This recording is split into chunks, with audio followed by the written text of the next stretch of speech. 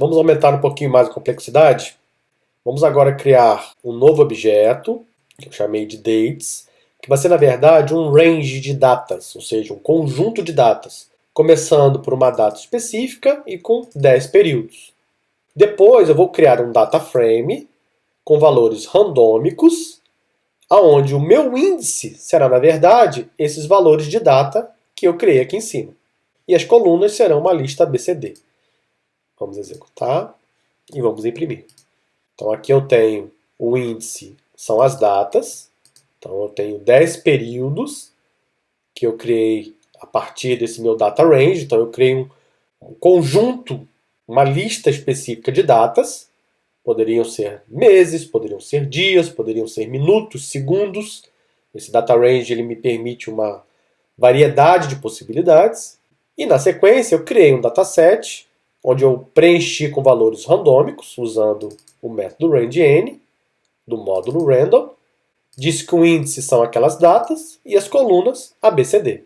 Então, rapidamente consegui também criar um data frame. Vamos dar um df-head, só para ver as primeiras linhas do meu data frame.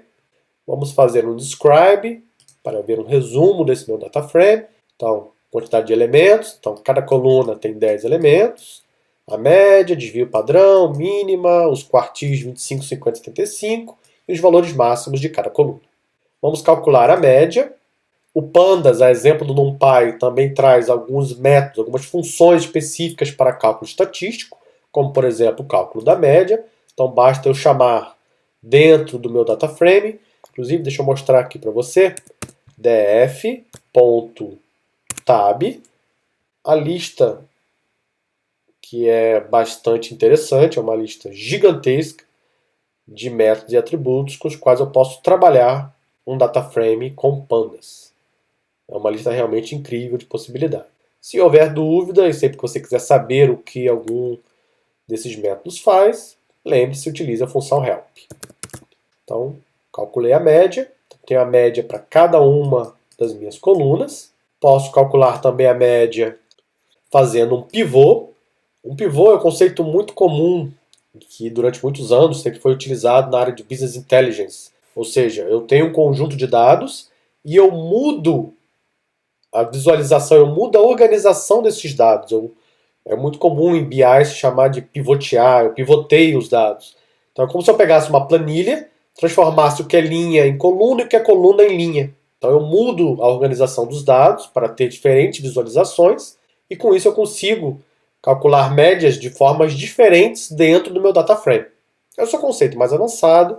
Nos cursos mais avançados de análise de dados, a gente vai falar bastante sobre a opção de pivô.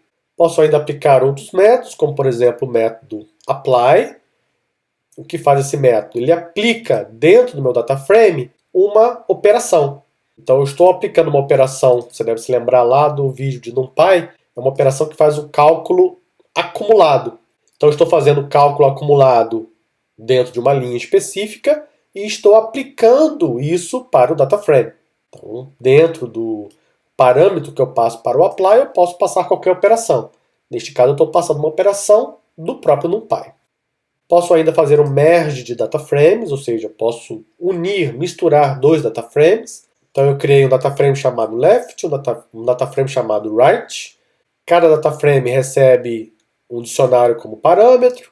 Depois eu utilizei o método do Panda chamado merge, onde eu passo cada um dos data frames e digo qual é o critério que eu estou utilizando para fazer o merge. No caso, é a coluna-chave. Então, com isso eu consigo unir dois data frames e gerar um terceiro data frame, fazendo essa união. Também posso adicionar elementos a um data frame. Então, vamos criar um novo data frame, utilizando o método dataFrame. Os valores serão randômicos, utilizando a função rangeN do método random, e as colunas serão de A a D. Executo, ok, criei um dataFrame. Perceba que o dataFrame ele tem 8 elementos, exatamente como eu defini aqui quando eu criei os valores randômicos, começando por 0 até 7. Então eu tenho 8 linhas. No método rangeN, eu defino o número de linhas e o número de colunas. Então serão 8 linhas e 4 colunas. Todos os valores randômicos serão gerados. Só que eu quero adicionar mais um elemento ao meu data frame. Então vou criar um outro data frame utilizando o método iLock. e vou utilizar a função append. Não poderia ser mais simples. Então, vou chamar o meu DataFrame, vou então utilizar a função append. O append ele adiciona ao final do meu DataFrame um outro elemento, que no caso é o DataFrame S que eu acabei de criar. Peço para ignorar o índice. E agora meu DataFrame tem 9 linhas, de 0 a 8. Ok? Vamos avançar, vamos ver um pouquinho sobre séries de dados utilizando pandas. Como nós já vimos anteriormente, eu posso utilizar o DataRange, o método DataRange do pandas, para criar um conjunto de datas. Então eu estou criando um conjunto de datas começando em 1 de janeiro de 2016.